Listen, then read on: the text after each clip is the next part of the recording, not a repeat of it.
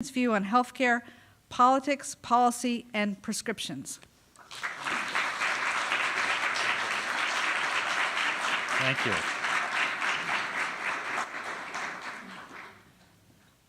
Let's see. I'm Angus King, and I'm not running for governor. Actually, there was a young woman in Brunswick recently, and she was walking along the road, and she looked down, and there was this little frog. And the frog looked up and said, "Help, help." And she picked it up and held it in her hand and looked at it, and the frog said, "Can you help me?" And she said, "Well, I suppose I can. What should I do?" And the frog said, "If you kiss me, I'll turn into a gubernatorial candidate." And she looked at it for a minute and considered it and put it in her pocket and said, "A talking frog is worth a hell of a lot more than a gubernatorial candidate." So that joke actually goes back to when I was one of 15, some 15 years ago. The college has asked me each year to make a presentation on a topic of public interest. And of course, when I started talking and thinking about healthcare for this presentation, I did not realize that the president was going to listen tonight. They were connected directly to the White House, and this will form the basis for the recommendations that he'll be making at the White House on Thursday. Get comfortable. This is a complicated topic, and it's hard to cover it in just a few minutes. So we're going to cover a lot of ground, and I hope make it informative and interesting, and I know it's going to be provocative. In fact, when this is over, I think in order to get health care treatment somewhere in this community, I may have to go into the witness protection program. Health care is without a doubt the most complex, difficult, and challenging public policy issue I have ever encountered in my life. Most other problems you can think through and you say, here are the tools, here's what we have to do, here are the challenges, and the results or the conclusions are somewhat self-evident. In healthcare, in my experience, every time you think you've got your hands on it, something squirts out in a different direction. An unintended consequence, a complexity, something that you didn't really realize or think about. It is an unbelievably complex problem. But it's one that obviously we have to address and we have to think about. So the first question is, what do you know about healthcare, Angus? And the answer is, not a lot. I'm coming at this as a consultant, as a person who's coming in from the outside, doing some research, a lot of research, talking to as many people as I can, and trying to absorb some of the issues and come to some conclusions with fresh eyes. I have a son, my oldest son, who he worked in Washington, then he came to Boston in his mid-20s, and he got hired by a big national consulting firm. And when he told me, "Dad, I've got this job with this consulting firm," my response was, "Goose, what the hell do you know? How can you be a consultant?" He said, "You don't understand. Consulting consists of going into an organization or a company and looking at what they're doing in ways that they haven't thought of because they're there every day." So that's the way I have tried to approach this. My favorite character in all of literature is the little boy who said the emperor has no clothes. Someone who saw things in a different way or in a way that everyone else didn't, and is able to provide some insight. So I hope that I'm going to be able to do that tonight. I've talked to doctors, hospital people, insurance people, think tank people, academics, people who've studied healthcare all their lives.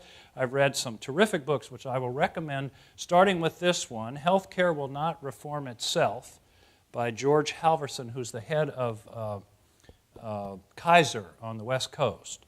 The second is a stunning book called The Healing of America by a guy named T.R. Reid. And what T.R. Reid did, he has a bad shoulder. And he went all over the world trying to get his shoulder treated and figure out the healthcare system of wherever he was. He went to Japan, to England, Germany, various places in the world and studied their healthcare systems. The third is called Chaos and Organization in Healthcare by a couple of guys at Mass General at Harvard.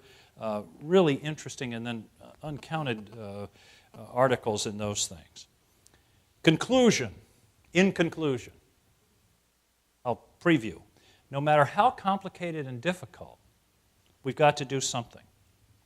And there are approaches to this problem that are working here in Maine, in the country, and around the world. Okay, the first thing, it seems to me, is to take a snapshot of the healthcare system. What do we have now? What does the healthcare system in America look like? The first observation is it's not a system. That's a misnomer, unless you consider a group of 5-year-olds playing soccer a system. You know what I'm talking about? Where the ball goes, doesn't matter whether it's inbounds or out of bounds, they all go. Healthcare is not a system. That's one of the problems. It is not a system. It is a cottage industry, a classic cottage industry, where you've got little groups of people doing their business all over the place in a very uncoordinated way, very uncommunicative way, multiple payment mechanisms, and, as I say, virtually no coordination. That's number one. It's not a system. Number two, it's unbelievably expensive. $2.5 trillion is spent in this country on health care every year. $2.5 trillion, that's over 17% of our gross national product. Now, you say 17%, what does that mean? To me, a much better way to put it is, it's 1 out of every $6 in circulation in the United States is health care. 1 out of every $6. That's pretty breathtaking. And by the way, when Katie and I were working on this issue when I was in Augusta, it was 12%. And that wasn't all that long ago. Now it's 17. It's predicted to go to 20 sometime in the next decade. I think it'll probably get there sooner rather than later. When it's 20%, that's 1 in every $5. It's a stunningly expensive system, and it's by far the most expensive system in the world. The only country that's even in double digits in terms of a percentage of their gross national product, which is a good way to compare apples to apples, is Japan. They're at 11. We're at 17. They're at 11. Everyone else is in the range of 7, 8, or 9%. Roughly half. So that's one of the big things that we've got to realize. It is just incredibly expensive. If you do the math on 2.5 trillion divided by 300 million people, it comes to $8,335 a year for every man, woman, and child in the United States. $8,300 a year for every man, woman, and child. Now, the estimates are that it's going to continue to grow at the rate of between 6 and 7% a year. The underlying economy is growing at 2, 2.5, we hope 3, maybe 4 if we're lucky. But healthcare expenditures are growing at about 6 to 7%. Now, what that means is, if the economy is growing like this, the whole economy, and healthcare is growing like this, you see what happens is eventually healthcare gets to be a bigger and bigger share. It starts to eat it up. And the same thing, by the way, happens to federal and state budgets. The budget can only grow, well, in Washington they can print money, so we don't talk about that. Fortunately, in Maine we can't print money, otherwise we'd be up to our elbows in moose bucks or something. But the budget essentially grows at the rate of the growth of the economy. But if the healthcare expenses are growing at faster than the rate of the economy, there's a squeeze that's going to happen. So very high cost and high rate of growth. And by the way, demographics will make it worse. Demographics will make it worse. I've got white hair. I see some white hair in this audience. You don't have to be told, as you get older, you use more health care. And you use the system more, and we are getting older as a country. And that means that even if we could magically control health care costs, just the demographics are going to make upward pressure on it. Okay. And don't forget, here's an important point. $2.5 trillion, we're paying every penny of it. You may think, all I'm paying is my health insurance premium. But you're paying the taxes that pay for Medicare and Medicaid. You're paying extra for your health insurance premium to pay for the charity care that the hospital does. So essentially, every penny of that $2.5 trillion comes from the people of the United States. It's not like there's some outside source that's paying it. Okay. This is a slow motion catastrophe. The best analogy I can think of is the famous story of the frog in the water.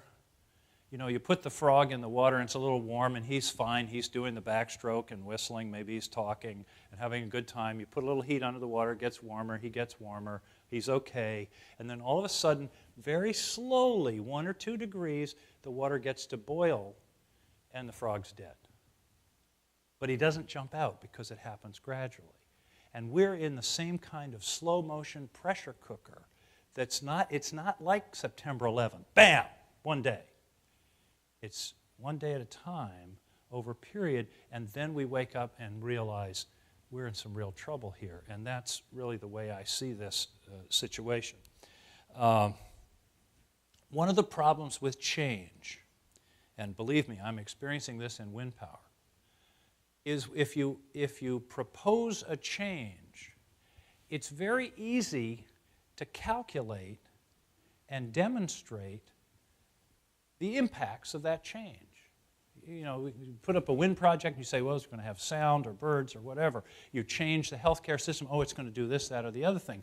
What's harder to calculate is the impact of not doing anything. And that's the problem.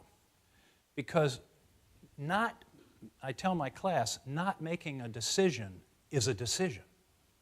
It's a decision in favor of the status quo, and that's the problem. And every proposal, no matter who makes it, can be picked apart, and people can find reasons not to do it or to fear it. But the result of that isn't nothing, it's the status quo continuing, and that's a real problem. So, what does this mean in terms of this expensive nature of this system? More and more people are losing insurance. 4 or 5 million people have lost health insurance coverage in the last 2 years. Why? Because the cost of the system goes up, and more businesses, which is who buys health insurance on behalf of their employees, can't afford it anymore. They're caught in a competitive vice, particularly as they try to compete with countries and businesses in other parts of the world, and they can't maintain their health insurance, so they drop it, or they cut it way back. And people are falling into the ranks of the uninsured. The other thing that it means is that federal and state budgets are getting crushed. 1/3 of the main state budget is health care. Maybe a little bit more when you count the health care of the state employees and add it to Medicaid. And it's the fastest growing segment of the budget. It was when I was there. Because it's very difficult to control. The federal budget, Medicare and Medicaid. By the way, how many are on Medicare? Me. Did you know that Medicare went cash negative last year? Medicare was passed in 1965 with a little tax to pay for it, you know, a Social Security tax. And the money went in, and it went into a fund, and the tax paid for the thing. Last year, Medicare went negative. And now Medicare is borrowing every year in order to remain solvent. Medicare and I've seen projections when I was on the Medicaid Commission in Washington. The projections were that Medicaid and Medicare, at current projections, and I can't remember the number, 25 or 30 years, basically eliminate everything else in the federal budget. There's nothing left for national parks. It's payment of debt, Medicare and Medicaid, and maybe a little defense. But it essentially squeezes everything else out. And it's pretty hard to argue with the numbers. We're having a very hard time competing internationally. It makes it even harder when you've got an 8% penalty of your GDP. You got one arm tied behind you. In other words, it makes it much harder for us to compete in Tom Friedman's flat world, particularly against countries whose healthcare expenditures are so much less than ours. There's another observation about healthcare, and I don't mean for this to sound offensive. I've been trying to figure out how do I say this without making doctors get up and leave and stuff. healthcare doesn't contribute to the economy. And what I mean by that, I don't mean that, Mid-Coast isn't an important part of our economy and doctors don't pay taxes, but it's a service within our society. It doesn't create wealth like Bath Iron Works builds a ship and sells the ship and money comes in. Bill Haggett, speaking of Bath Iron Works, used to say, you can't build an economy on taking in each other's laundry. You see what I mean? And healthcare falls into that category. It's very important, have I said this in such a way that it makes sense? And I'm not saying healthcare isn't important, but it's important to realize that it's not a productive part of the economy that builds up the overall wealth of the economy. The next major observation about the current system, it's incredibly disorganized. There's no connected IT. Here's my story. Everyone in this room could tell a story like this. My story was Ben hurt his knee playing football. We went to an orthopedist's office. And of course, what's the first thing you do when you walk into any doctor's office? They hand you a clipboard, right? Take the clipboard, you fill out your name, address, phone number, your insurance number, family history, background, all that stuff. Takes about 15 minutes. You hand it to them. And every time you go, you got to do this. That's the first thing that's really nuts. Okay, every time you go, you got to do this. Even your own doctor, you got to do this. Okay, so the guy looks at Ben's knee and he says, I don't think you really need surgery. I think it's going to be okay. You need a brace. Great. Where can we get it? Well, it just so happens there's a place in the basement of this building that sells braces. Okay, that's convenient. So I go downstairs with Ben. We walk in. I want to buy a brace. Here's the prescription from the doctor. Fill out the clipboard. I was 25 feet from where I had just filled out the clipboard. In this day and age, that's inexcusable. I think it's safe to say that medicine, and I'm not talking about the technology of X-rays and all that, that's great, but the information technology has the least penetration in medicine of any major segment of the United States economy. And it's just unbelievable to me that I've got to keep filling out those damn forms. But that's a microcosm of one of the real problems with the system. Now, those of you that have been watching the Olympics, did Bodie Miller get a medal today? Do we know? Okay. Well, that's all right. He's still redeemed himself as far as I'm concerned.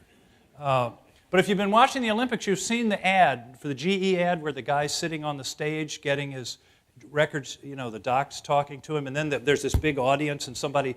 It says he had a CT scan in 1943 and 1985, and what they're dramatizing there is electronic medical records. What's pitiful is it's 2010, and this is considered really cool. And by the way, it doesn't exist except in a few places. But it's just astounding that we don't have that, and that's something that absolutely has to happen. Okay, I've said all this. I've been sort of negative, a little bit of a smart aleck, but it's the best healthcare system in the world, right? No. Depends on your perspective. If you have a good healthcare insurance coverage with a low deductible, and you have a malady that is subject to some of the high-tech treatments that we have, it probably is the best healthcare system in the world. But if you don't have insurance, if you don't have coverage, if you're in a rural area where there's a shortage of physicians, it's not a very good healthcare system at all. If you're one of the 700,000 families in America each year that loses everything to bankruptcy because of medical expenses, it's not a very good system. And it's especially not a very good system if you're one of the 22,000 people a year who die because they don't have health coverage. So is it the best system in the world? It is for some people, but it sure isn't for a lot of other people. Here's some figures from T.R. Reid's book. In infant mortality, pretty good measure. How many babies per 1,000 live to be a year old? We're 22nd in the world. 22nd. They did a consumer satisfaction survey around the world. The U.S. came out 14th out of 17. Healthy life expectancy is a pretty good measure. That's not how long you'll live. It's how long you live before you start breaking down, before you're disabled. And we are 24th in that in the world. The World Health Organization did an analysis that found that in an overall, a very comprehensive view of the overall quality of a healthcare system, we were 37th in the world. Now that one is sort of controversial, and I think the Portland paper just had somebody say, well, they measure, whether it's universal care or something like that. You know what? That's relevant. If you got 45 million people who aren't covered, that's a fault in the system. That's a relevant fact as far as I'm concerned. So we don't really stack up all that well. Now, if we were saving money, for example, by not covering those 45 million people. In other words, if the president and Congress or somebody said, well, this is really expensive, we've got to compete in the rest of the world, it's the flat world, and so we're going to just make a decision, we're going to only cover those people in emergency rooms, and we're not going to give them health insurance because it's going to save us money and make us more competitive. I don't necessarily agree with that argument, but it's a rational argument. But it doesn't hold water if we're already twice as expensive as everybody else. And when you realize that we have the huge gaps in coverage that we have, and at the same time we're paying twice as much as anybody in the world, that's a real problem. That's inexcusable. It's indefensible, in my view. Okay. The other thing about our system that's really interesting and a little shocking is that there are wild variations in costs of the same procedure from place to place. Not only in the country, but in Maine. The Dartmouth College has done incredible research over a long period of time, really digging into health data, outcomes and costs, particularly in the detailed Medicare data.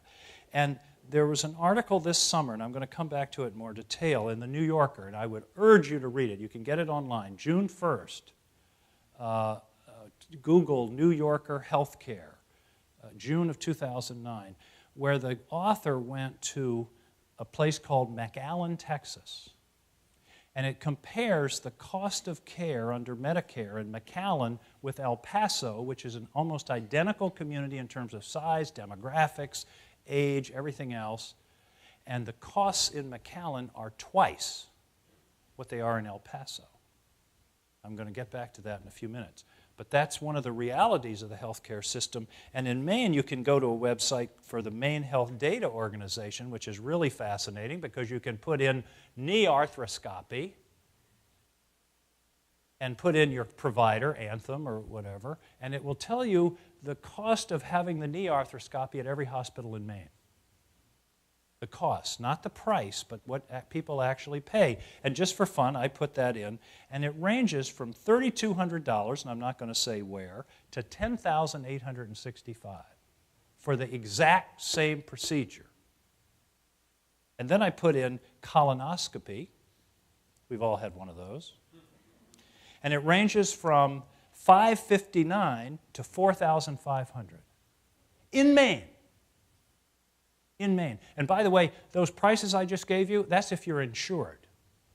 If you're uninsured, the knee arthroscopy instead of $3,200 starts at $4,600, and instead of ending at $10,800, it goes to $12,900. If you're uninsured for the colonoscopy, instead of $559, it's $1,130, or $4,800 instead of $4,500.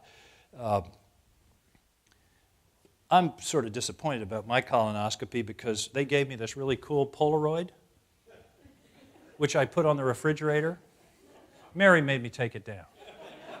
But anyway, these astounding differences. And I think that suggests something. It does suggest to me that there's some room for cost containment.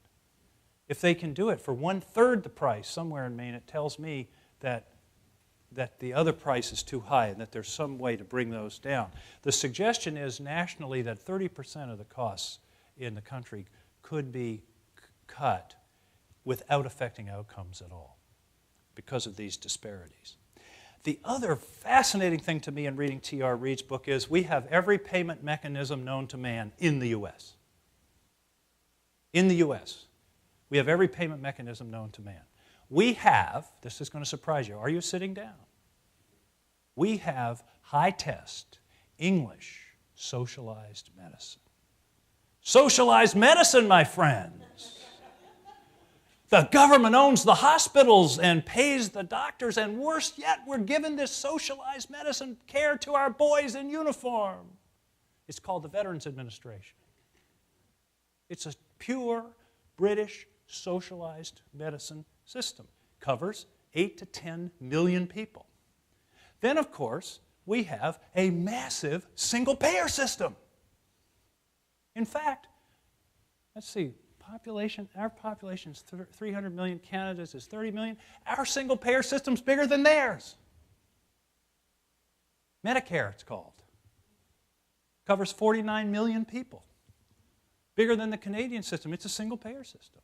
And then we have a 50-payer system called Medicaid that covers 59 million people. So we got socialized medicine and two huge single-payer systems. Isn't that amazing? Did you know that? And then, of course, we have the insurance system, which covers about 150 million people. And by the way, that's what they have in most of Europe. The idea that all of Europe is socialized medicine is bunk. Private insurance. Most of the insurance companies in Europe are nonprofit. But Japan, Germany, it's called the Bismarck model, private insurance. And then we also have the same system that the third world has. It's called fee-for-service. No insurance, no coverage by the government, no socialized medicine. It's 45 million people that it's catch as can. Pay whatever you can, whenever you can, and you get charity sometimes if all else fails. So I think it's really interesting to realize that in the United States, we have every payment mechanism that is operating anywhere on the globe. Okay. That's what the system looks like. I shouldn't use the word system. Now I want to, the rest of what I'm going to talk about is what I call the holy trinity of healthcare reform. Access, cost, and quality. First, access. I want to tell you a story. And to be honest, I hadn't really thought about this story in some time until I was thinking about this subject. It's the story of two guys, both in their 20s, both married, both have a couple of kids. And about the same time, they both contract a disease called malignant melanoma. It's a cancer that results from a mole, which then metastasizes throughout the body. And if you don't catch it, it's very deadly. These two guys both contracted the disease at roughly the same time. One of them had health insurance. In fact, one of them was a member of an HMO. And the HMO that he was a member of had a policy of a free annual physical, and they had their physicals at night. So you didn't have to take a day off work, and it didn't cost you anything to go in for a physical. So this guy said, what the heck? Haven't had a physical in 5 or 10 years.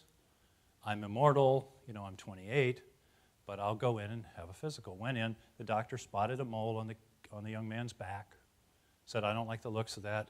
5-minute little thing, took it off. The young man went back a week later to have the stitches out, and the doctor said, I think you better sit down. That mole was malignant. You have to have surgery. So he went in for surgery a couple of weeks later, and they took a hunk of meat out where the mole was and went under the arm and took out lymph nodes, found no cancer in any of the lymph nodes. So no radiation, no chemotherapy. The guy was okay. The other fellow didn't have health insurance. He didn't go to the doctor. He had a mole. Didn't really notice it, didn't think too much of it. And probably 6 or 8 months after the first guy had his operation, this guy noticed a lump in his neck. Didn't really think much of it. He didn't have health insurance. He didn't have a lot of money. He worked for a living, so he didn't bother to go to the doctor. He thought it would go away. Lump got bigger. And finally, he went into the doctor, biopsied the lump, and it was metastasized malignant melanoma. They took it out, did some radiation. By the way, this all started in the emergency room. He had another couple of operations over the next year and a half. Within 2 years, he was dead.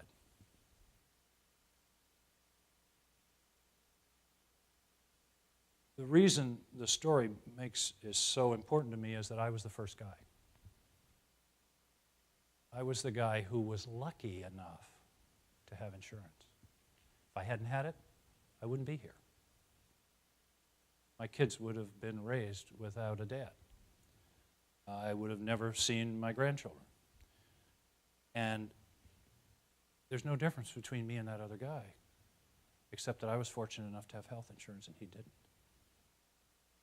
That's wrong.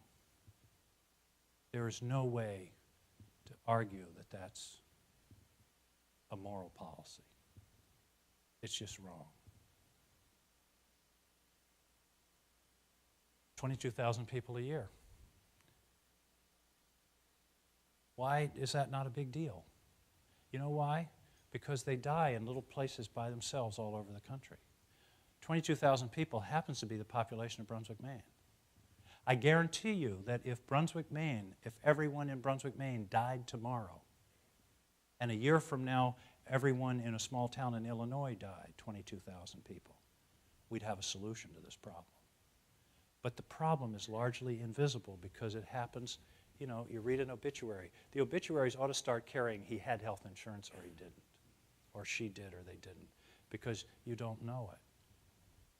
22,000 people a year. September 11th, 2001. 3,000 people killed. Terrible tragedy. But think of the response of this country. We turned ourselves inside out. We passed laws. We spent billions of dollars. We inconvenience everyone when they travel. We've done everything we can think of to see that that doesn't happen again. 3,000 people.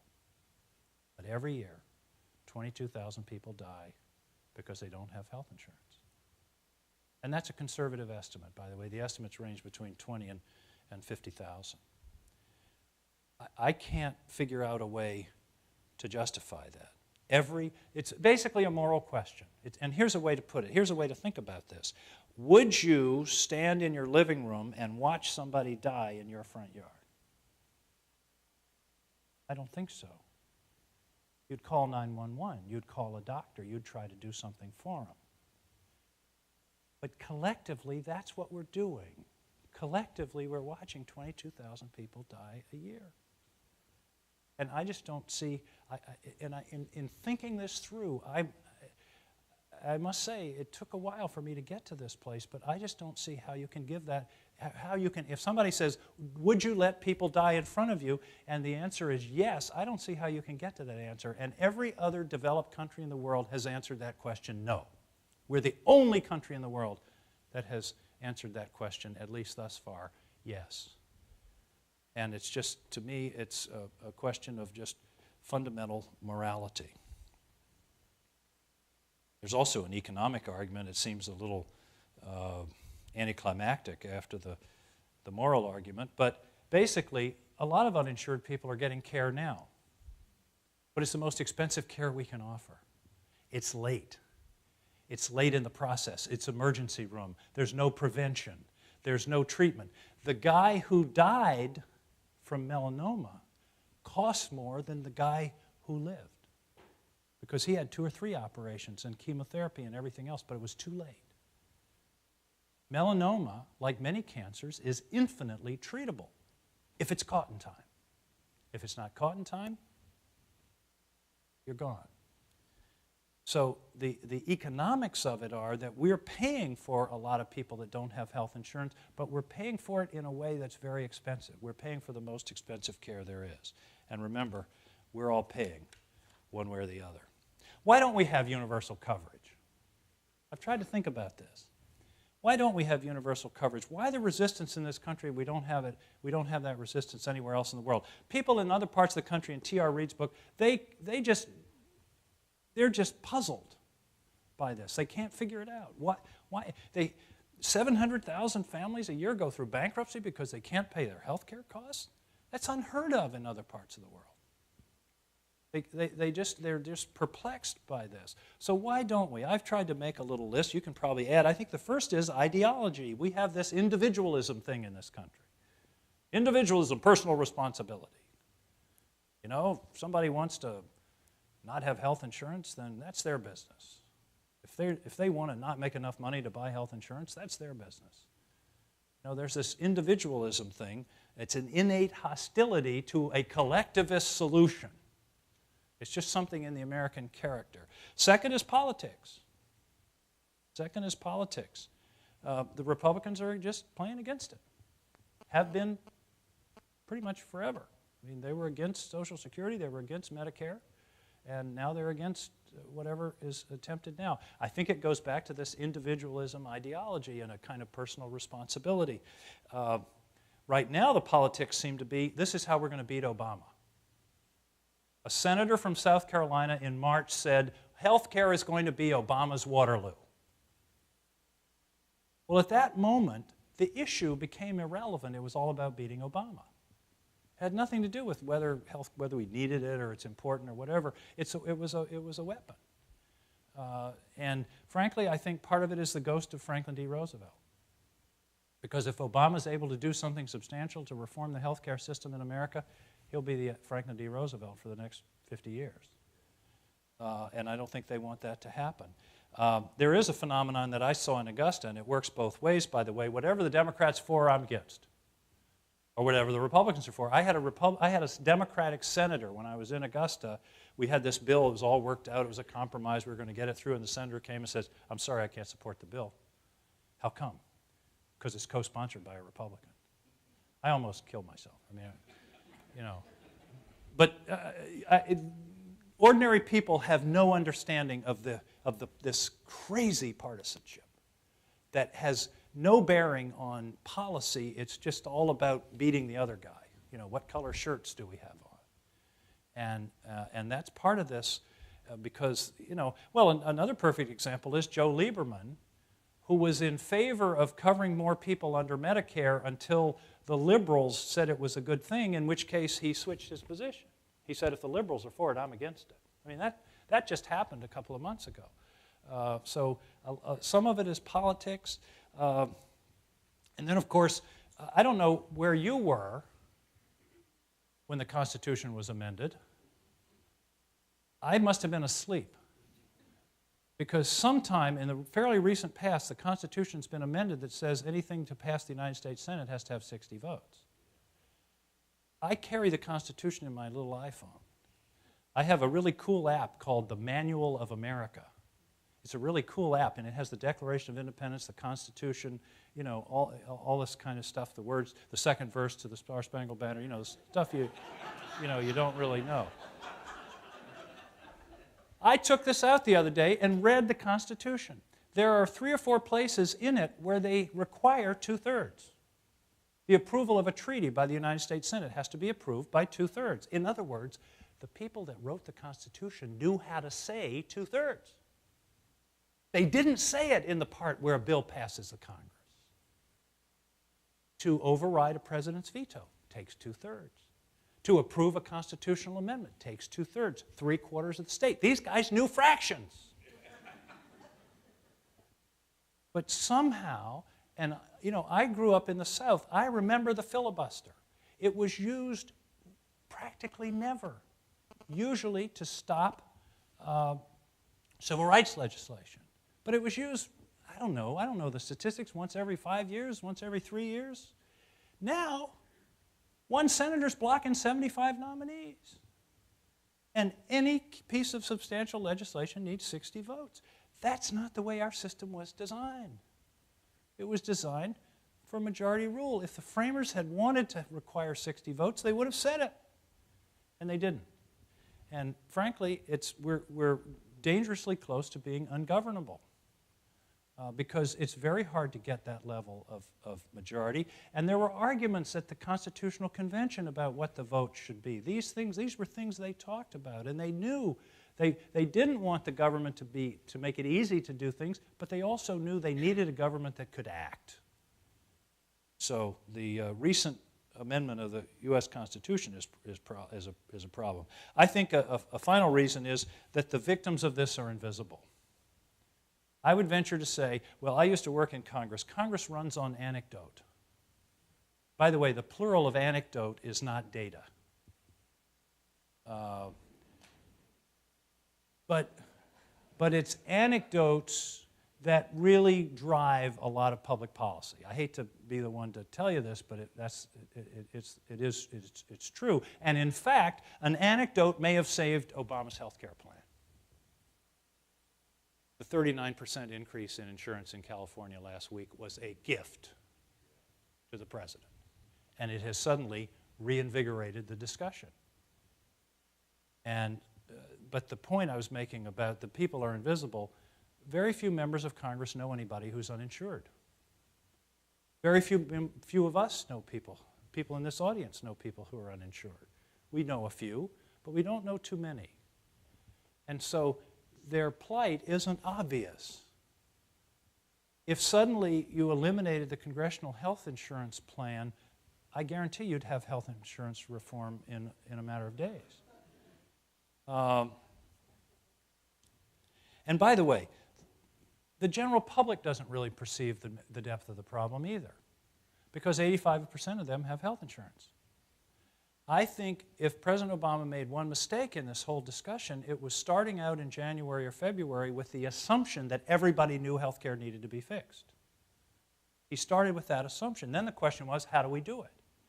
But the truth is, if you live in St. Louis and you have pretty good coverage, it's paid for by your employer, and the deductible isn't too high, as far as you're concerned, health care is okay. It's not your number one problem. It may be a problem for your employer, but it's not your problem. And I don't think the case was ever adequately made to the general public why this is a problem, why we've got to do something about it, why it's taking money out of your pocket. And then finally, there's a reluctance for ideological reasons to impose a personal mandate. Everybody's got to buy insurance. By the way, this is a parenthetical. If we require insurance companies to sign up everyone with no pre-existing conditions, you've got to mandate that everybody signs up. You can't have one without the other. Think about it. If they can't turn you down under any circumstances, you'd be an idiot to buy health insurance when you're healthy. You'd buy it on your cell phone, in the ambulance, on the way to the hospital. Right? You see what I mean? So you've got to have, otherwise, people will just stay out of the system until they need it, and it will make it unbelievably expensive. That's one of the reasons that 39% in California and 23% in Maine is that healthy people are dropping out of the system and only sick people are signing up, and that's why it's so expensive. That's why the personal cost is going up. So I'm a little nervous that if all they do is do something that will essentially cover those 45 million people without a real mandate. And by the way, Virginia has passed a law saying you can't mandate it in our state. There's a constitutional thing going on. But if you don't have that, then you are just going to have an escalation in cost. So you've got to have, it really has to have both. And I didn't really realize that until I started thinking it through. Okay, on cost, huge problem. Laps over into access. Let's talk about cost. I've talked about access. It moves right into cost. One of the reasons we don't have adequate access is cost. It's just driving people out of the system. It's driving businesses who are dropping coverage. It's individuals who can't afford it, and that creates the uninsured. Remember those figures, 17% nationally. I don't think I mentioned, in Maine it's already 20%. 20% of the gross state product in Maine now goes, I think it's actually 19.6, goes for health care. 1 in every $5 in Maine goes for health care today. But you know what? This is where I'm trying to be sure a doctor will see me. We don't have to cut people's salaries today to solve the economic problem. All we've got to do is change the 7% line to a 4.5% or 5% line. That's called bending the curve. And it's enormously important. In other words, if we can make it grow at roughly the same speed as the rest of the economy, instead of up here, I did the calculation, going out 10 years, this amount, the difference between 7% and 5%, is $5 trillion over 10 years. It's a lot of money. So it's not like we have to tell the doctors, I'm sorry, we're going to cut your salaries, or the hospitals, we're going to cut your revenues. Let's just not have it grow so fast. That would be enough to make a huge dent in the problem. The industry, by the way, is in denial. The track we're on now is totally unsustainable. And anybody who's in this industry, whether you're a hospital, a pharmaceutical company, a high-end physician, it can't keep going. It is unsustainable. One way or another, something's going to happen to change it. It may not happen this year in Washington, and if it doesn't, then it's going to start happening in states because it's just intolerable. It's an unsustainable position. Now I'm going to say something that's going to surprise you. The insurance companies aren't the problem. The insurance companies take money from you, a patient, and they give it to you, a physician. They are a payment mechanism. They are a pass-through entity. Now, they take money out of the system for overhead, for administrative costs, and it's fairly high. I've seen estimates of 12 to 20%. And some of them that are profit-making take a profit. But you could eliminate all of that, and it would be terrific for a couple of years, but the underlying growth in the system is the providers. It's the hospitals and the physicians and the drug companies. That's where the growth is coming from. If you're in the bread business, if Elmer has a bakery and I have a bakery and Ben Ford has a bakery, and Elmer's is a socialist model bakery, and mine is a capitalist model bakery, and Ben has a co-op model or something, it doesn't matter how our bakery is organized. If the price of flour goes up, the price of bread's going to go up. You see what I mean? If the underlying cost goes up, then it doesn't matter who's in the middle, it's going to have to go up. And the costs that are, the rising insurance, the Blue Cross, I don't know the details of this thing that's just been proposed. I don't know whether it ought to be 23% or 13 or 2 or what.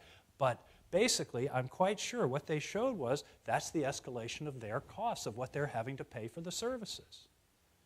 So I'm a little upset, I'm a little bothered, I guess upset isn't the right word, that all the focus in Washington is on the insurance companies. Because that's not going to solve the problem. If that's all we do, the problem isn't going to go anywhere, get better. You know how I know that? Because Maine did exactly what they're talking about in Washington 20 years ago. Did you know that? Maine already has guaranteed issue, no pre-existing conditions, community rating. All of those things that they're talking about in Washington, Maine did. It's got the most strenuous set of insurance regulations in the country, and we're in just as much trouble as everybody else. So the idea that just attacking the insurance part of the problem is going to solve the problem, I think, just isn't accurate. And you're bound to be disappointed. Okay. I'm not sure, by the way, how much value insurance companies add. I'm not carrying Anthem's water here. I'm not sure they add a great deal of value to the system, but I don't think it's an answer to say the problem here is all with the insurance companies. And by the way, one of the main things the insurance companies can do for us is be our agent in negotiating with the providers. If you think about it, we're all together, we're all members of Anthem or whatever, and they negotiate. They go out and they get the best rates. Well, ironically, and this is a good example of the law of unintended consequences, in Maine, 20 years ago, we decided we didn't want insurance companies forcing people to leave their community to go somewhere else for their health care. So we told the insurance companies, it's called Rule 850, every provider has to be in your network.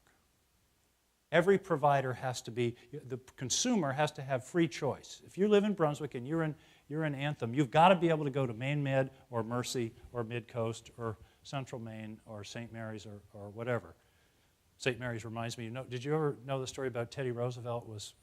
Teddy Roosevelt was shot when he was running for president in 1912 on the Bull Moose ticket. He was shot in the shoulder in Chicago, and he fell, and just as he passed out, his last words, he didn't die, he came back, you couldn't kill Teddy Roosevelt, but as he fell, his last words before he passed out were, "Take me to St. Mary's, I need the Catholic vote." So, But anyway, the rule in Maine is they've got to provide services at all those hospitals. What does that mean? That means they have no bargaining power. Maine, imagine what Anthem, what could you do if you were Anthem and you went to Maine Med and Mercy and said, we're going to give all of our childbirths to one of you. What am I bid? What would that do to prices? I think it would be, the word I would use is salutary. But it's illegal. And see, that's my point about law of unintended consequences. We did something that sounded good. We're protecting consumer choice, but in the end, what we've done is made healthcare much more expensive because each hospital essentially, you know, they negotiate somewhat, but ultimately, Anthem or whoever it is doesn't have the power to say, you don't give me a better price, I'm walking. Do you see what I mean? You have no negotiating power if ultimately they know you've got to make a deal with us. Okay. Best way to control the administrative costs is competition. In Maine, unfortunately, we don't have much competition. That's where the public option comes in, or a MEMIC kind of, Maine Employers Mutual, a co-op, a nonprofit, which would be good. The real problem, though, is the underlying costs. How do we know they're too high? International comparisons, we're paying twice as much as anybody else. That's a hint. Cost comparisons within the U.S. The fact that it costs $12,000 one place and $3,000 another tells you something's wrong with the pricing system. If the whole country, by the way, charged the same as the Mayo Clinic, which is in the lower 15% of Medicare reimbursement, the lower 15%, and has some of the best outcomes in the country, we'd save 30% of our health care costs. I don't know about you, but I wouldn't mind going to the Mayo Clinic. I don't feel I'd be getting cut-rate health care. What's driving the provider costs? Two things. An absolutely crazy market model and an upside-down payment system. And this is the heart of what I'm trying to convey tonight. First question, how do we control cost in every other element of our life? How do we control cost for food, cars, houses? Competition. There are two ways, regulation and competition. Mostly it's competition. We don't like Adam Lee's price for a Prius, even if the brakes worked. We go to the Toyota dealer in Lewiston. It's competition. And that's what controls prices. Nobody can get too far out of line. So and regulation, if it's a monopoly like the power company or the phone company, you have regulation. You have the PUC. That's why the PUC was invented, to replace competition, because these were businesses where competition didn't really operate. So those are the two systems. Okay, let's think about the healthcare system. I keep using that word, system. What's wrong with the market? Everything. Number one, the provider tells you what you need to buy. That's kind of interesting. Number two, you have no idea of the cost or the quality of what you're buying. Just for fun tomorrow, call around in Maine and ask, what will it cost me to have a colonoscopy? Chances are you won't find out. And also ask, what's your record of colonoscopies? How are the outcomes? I don't think you're going to find that either. In other words, as a consumer, you're completely ignorant of either cost or quality. Compare that to buying a car. You buy a car, the cost is right there. You've got to negotiate a little bit, but the cost is there. You know what it is. Quality, you can go online. You can go to Consumer Reports. You know everything about the car. You have all comparisons. You have reviews. You're a completely knowledgeable consumer. In healthcare, you can't find out either the cost or the quality. But you know what? You don't care because you're not paying. You're not paying. You don't care the cost. I remember having one of my troopers, his wife was going to have a baby, and we were driving around. He was within the same distance, 15 miles, of 5 hospitals. I said, where are you having the baby? He said, oh, I don't know, probably Maine Med. I said, are you aware that those 5 hospitals all have different costs? One's $3,000, one's $4,000, one's $5,000? He said, no, I didn't know that, but I don't care. Why? Because his health insurance was going to pay whatever it was. That's sort of a weird system if you think about it. And we who are insured are doubly insulated from the price. The insurance company pays the bill, and our employer pays the premium on the insurance, or at least most of it. We pay some of it. It depends on what the arrangement is. But we're insulated from the price, so we're not particularly discriminating consumers. The way I think of it is, it's like, imagine if this system applied to food, and you went down to Hannaford. And by the way, you wouldn't go to Hannaford or Shaw's because there'd only be one. Only one. So you go down to Hannaford, you walk in, and there's a young man standing there in front, and he said, "I'll be your Hannaford representative today, and I'll tell you what you need." And you'll walk through with him, and you go through all these shelves, and on the shelves, by the way, there are no prices on any of the shelves. And there are all these goods, but there are no brands or pictures because you don't know what's in any of those boxes. But he'll say, "I think you need 2 of those, put them in your cart. And you need a couple of these, put them in your cart." And then you walk out, and it doesn't matter to you whether your cart is half full or really full, or you have 2 carts. And guess what? If you had food insurance like you have health insurance, I don't know about you, but I'd eat more steak and less macaroni and cheese. You see, that's the really wacky model that we have for how we purchase health care. Now, here's the second piece of this, which I think is the second part that's wrong. We're paying for the wrong thing. We pay for procedures. We don't pay for health. We pay for procedures. We don't pay for health. It reminds me of a friend of mine from California who made I thought, a brilliant observation. He said, "Angus, do you realize that every year in America, 4.5 million people buy 3/4-inch drills?" I said, "Well, I didn't know that." He said, "And you know what's really interesting? Nobody wants a 3/4-inch drill." I said, "What do you mean?" He said, "What they want are holes." Isn't that great?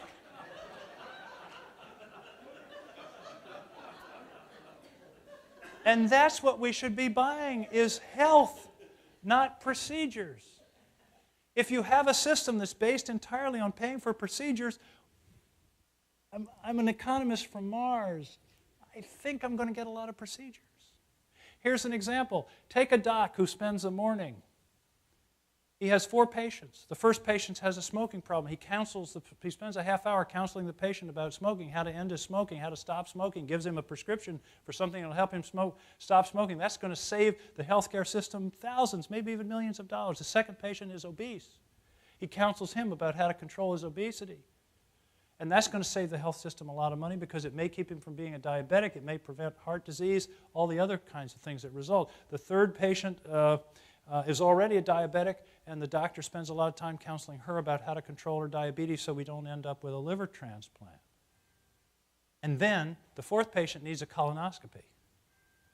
So the doctor performs the colonoscopy. He makes more for the colonoscopy than he does for the other 3 sessions combined. What's wrong with this system? Where the money is in performing a procedure rather than in preventing somebody from needing a procedure. And so we really have to think about that. And everybody I've talked to, except for people who are right in the system, and actually most people in the system, if you get them behind closed doors, admit this is the problem. This is the fundamental problem, that we're paying for procedures and not prevention and not health care. In fact, we ought to call this, we shouldn't call it the health care system, we ought to call it the sickness care system. Because that's really what it is. It's caring for sickness. It's not maintaining health. It also produces great disparities. People who do procedures get very wealthy. People who don't do procedures don't do so well. And that's why there's a shortage of primary care physicians, and there's an awful lot of specialists. And it's not, I'm not being critical, it's just human nature. Let me get back, and also there are perverse incentives. This guy, Halverson, talks about this. A hospital makes more money if you get a staph infection than if you don't. Now, that doesn't mean that any hospital in their right mind is going to give you a staph infection, but the point is, in terms of financial return, a complication is a moneymaker.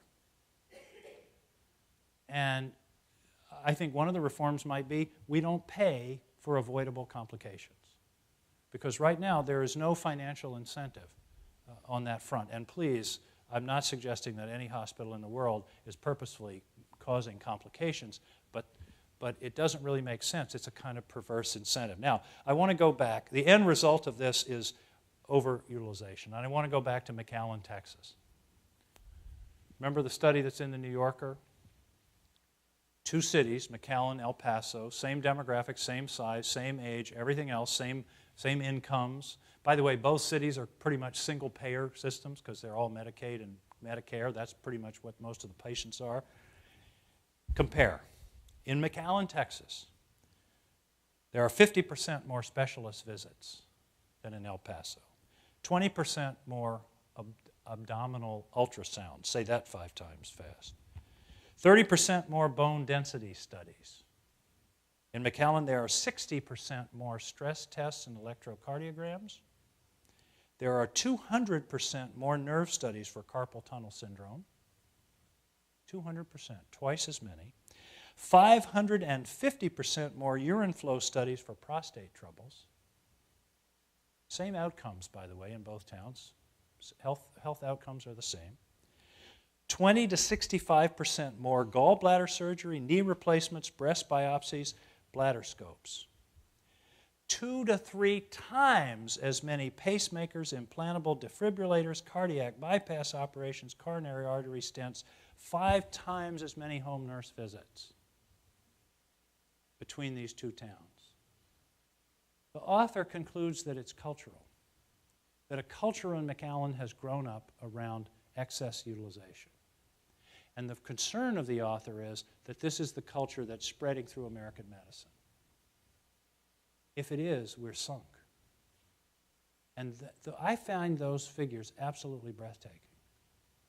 And it points up 2 things. One, that we've got a real problem, and it's probably an accelerating problem, and it explains a lot of the cost problem. But it also is some good news. It points out that there is a solution. If you design a payment mechanism that doesn't incent procedures. The Dartmouth research data actually came to a startling conclusion. The areas that spend the most money have worse outcomes.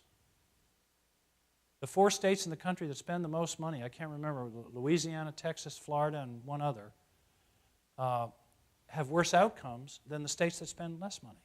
And that's corrected for demographics. It's not like there are sicker people in those places. So this is something that we really have to figure out how to address. Okay, what do we do? Sorry it's taking so long. I told you, I warned you, it's a big topic. What do we do? There's no one solution. My friend Laurie LaChance says we should be dealing with silver buckshot, not silver bullets. Lots of solutions, and I'm going to run through them very quickly. More transparency on prices and outcomes. We ought to know how much things are going to cost and what the outcomes. How are you doing? What are your results? If we had better educated consumers, we'd have probably better prices. We'd certainly have better outcomes. We ought to allow insurance to bid out customers. Self-insurers, by the way, can do this now. A self-insurer can VIW can send their people anywhere, and they can bid out their care. Business has to drive the changes. You see the title of this book? Healthcare will not reform itself. Business, and to some extent the government, have to drive the changes. And you know what? Something happened on Friday that may be more important than anything that's going on in Washington. The shot heard around the world occurred Friday from an improbable source. Lowe's. You know? Where you buy those 3/4-inch drills? Lowe's announced on Friday that it has made a contract with the Cleveland Clinic that all of their heart patients, for all the heart treatment for all of their people that work at Lowe's all over the United States are going to be done at the Cleveland Clinic, and they're going to fly people there, and they're going to fly their spouse there. It's all going to be done there because the Cleveland Clinic has great outcomes and low cost. You don't think that sent a little shockwave through the hospital community everywhere in America? And that kind of thing is going to be happening more and more, and that's maybe going to be more important than whatever else happens, because that's the market saying this. We have to go where we have good outcomes and lower costs. We have to move towards some kind of modified capitation system. In other words, pay the health plan to keep you healthy. Figure out what the right number is. $5,000 a year. You get $5,000 a year, and you want to keep me healthy. And if you have to do a kind of a fancy operation, you have to eat it. So your incentive is to keep me exercising and to give me Lipitor or do all the things that will keep me out of that operation. So the incentive is to keep me healthy instead of an incentive to do a procedure on me. I know it's complicated, but I think that's the direction we have to go to. And we have to have incentives for primary care physicians to manage people's treatment, a medical home. For goodness sake, let's get on with electronic medical records. Please. In France, I hate to say this, France, they have a little card. Everybody has a little card. It looks like one of those American Express cards. It has this little chip thing in the middle. Everybody's health record is on that card. You've got your health record in your pocket. You go into any doctor's office anywhere in France, hand him the card, or she, and they put it in the computer, and all your records come up, everything you've ever had. And man, that's pretty simple. If the French can handle it, I think we can.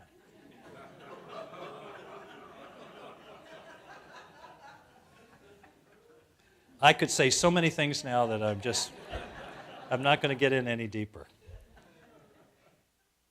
Here's another one. Instead of deductibles, I think we should go to proportionate copays. So the patient has some skin in the game. That the patient has some awareness of what the price is, and it means something. And you say, gee, do I really need this, and is there some other way to do it? Because I'm going to have to pay a share. I won't go into a long story, but I made my kids pay a share of their college tuition. It was a small share, and they hated me for it, until one day the phone rang, and my son said, Dad, my sociology professor really stinks. We're being ripped off.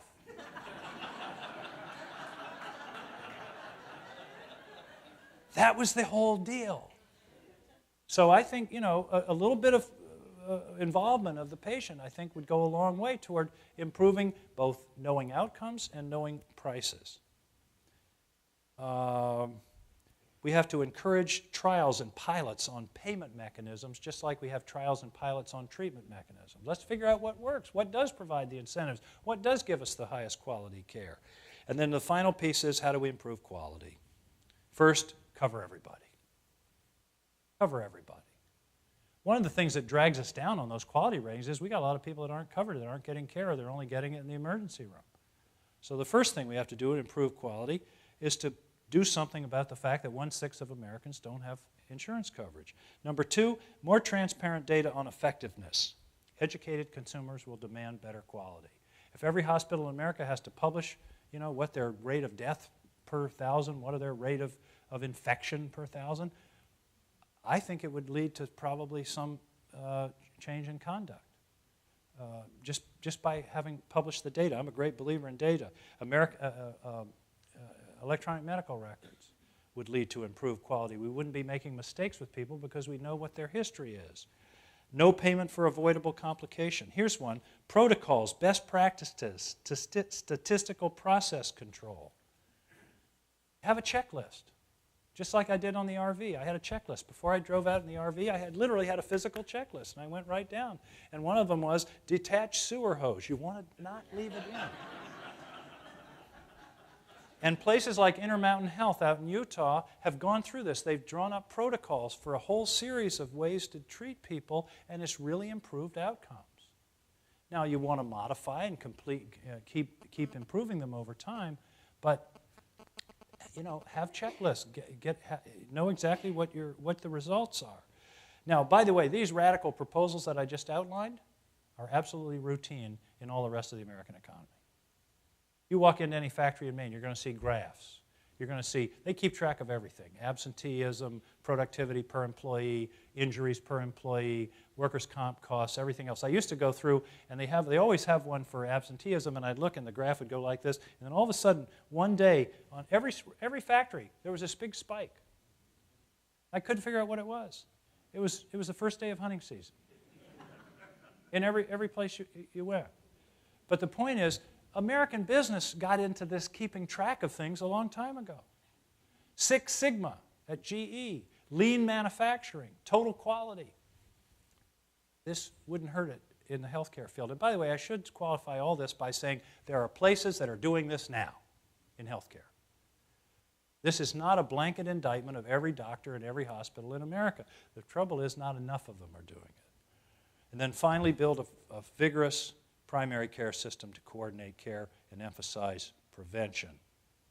Especially effective for ongoing problems like diabetes and asthma. Prevention is a big, huge part of the solution. Bob McAfee, the great doctor in Portland who used to be head of the American Medical Association, told me that 30 to 50% of all the diseases treated in America are preventable. And prevention is the great untapped, low-hanging fruit of healthcare costs. Finally, did you hear me say finally? Mary says I say finally too much. It gets people's hopes up. But I am going to say finally. I'm going to conclude with this. Okay? This is the Chinese word for crisis. It's the Chinese word for crisis. And like many Chinese words, it's made up of two words that go together. And the first word, the first piece of the Chinese word for crisis, not surprisingly, is danger. That's what this means. But the second means opportunity. Isn't that cool? The Chinese word for crisis is danger and opportunity. We are in a crisis, and there are dangers. There's a huge danger of trying things that we don't know how they're going to work out.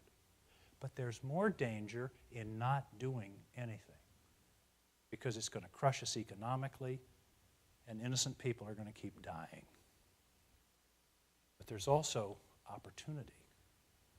There's opportunity to do something meaningful, to save lives, to save the economy, to help people live richer and fuller lives for a longer period of time. I can't imagine a greater opportunity than that. So as you're thinking about this problem, yes, next time you hear somebody talk about the healthcare crisis, think danger and opportunity. Thanks very much.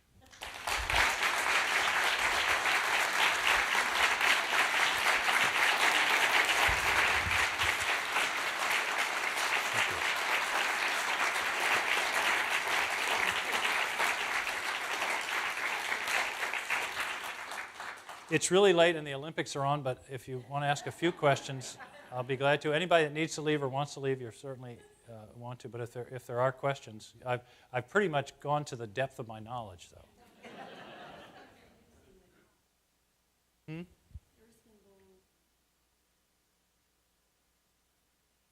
Oh, the Entitlement Commission? Yes. That's something that has to happen, and hopefully they'll be able to do something. And they're looking at cost reductions.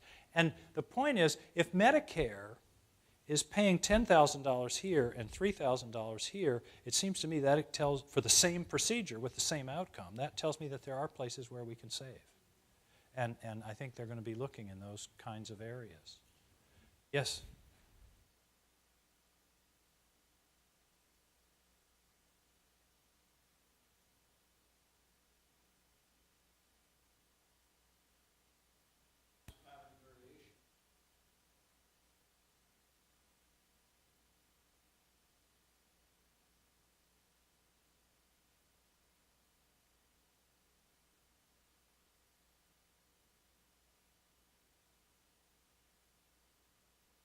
That's a good point, and I thought I was making that point implicitly, but you're absolutely right. There's a lot of care that's just not necessary. I mean, all those stents in McAllen aren't necessary.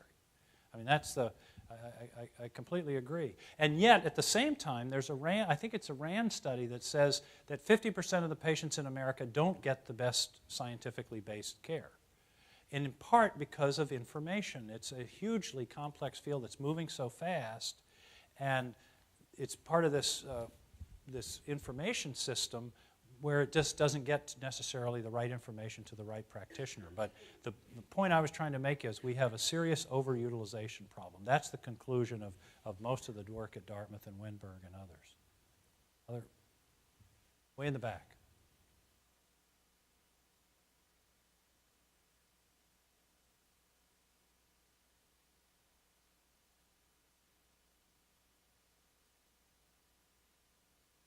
Yeah, that's a good point. And I can come at it very clearly because it happened just before I went into office.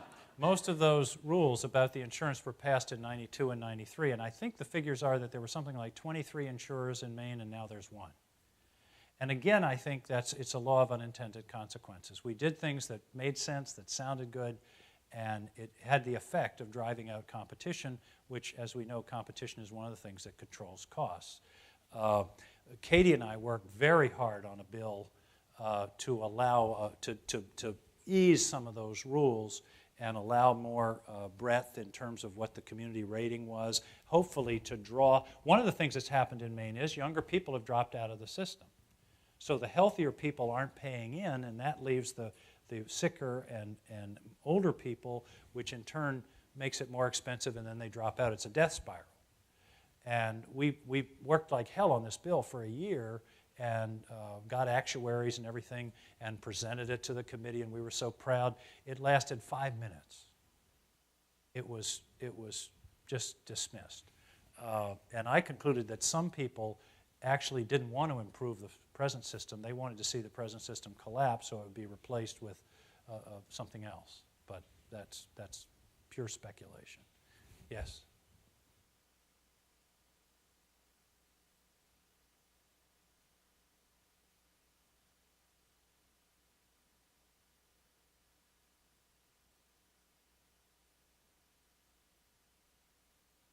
That's a really good question, John, and the answer is if you look at the escalation in healthcare costs over the last 20 years, there's a period in the late 80s and early 90s where they flatten out.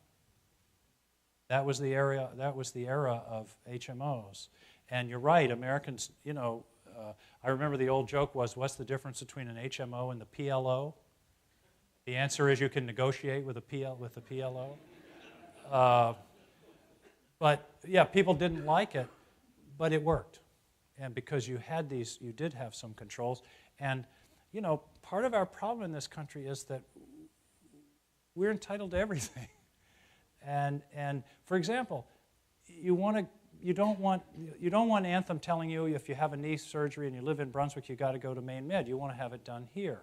Well, okay, but it may cost $1,000 more, or it may cost $1,000 more down there. I'm not picking on Mid-Coast.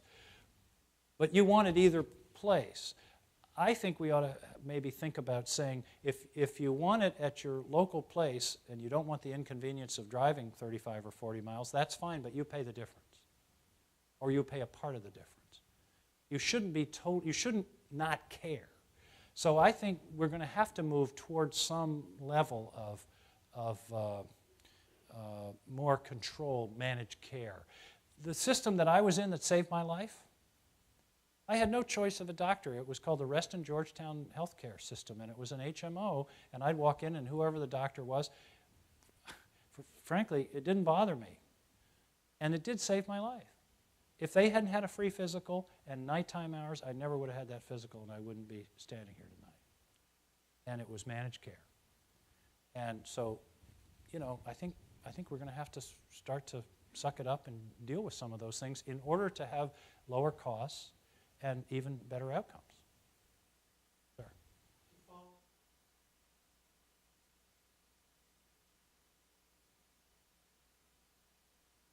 Exactly. Lots of other problems, including likelihood of getting all of them.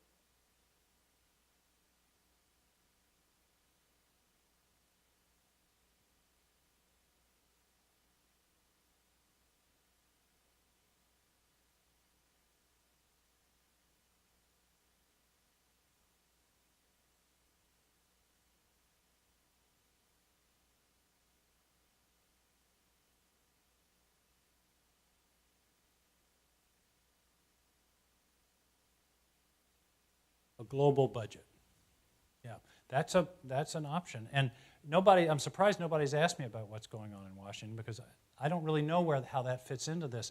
I think a lot of this solution has to come in the states and in communities and, little test things that work. And people say, wait a minute, why are they paying half as much over there in Lewiston that we're paying here or vice versa? And I agree. The idea, there's too much vested interest in Washington to do some of the things that I'm talking about. That $2.5 trillion is a mighty engine. And there are a lot of people that are doing quite well, thank you very much. And anything that threatens that is going to be very difficult. And of course, the Supreme Court didn't help us a couple of weeks ago by saying, you know, you can give all the money you want onto a political campaign. That's only going to exacerbate the problem, I think. One or two more, yes.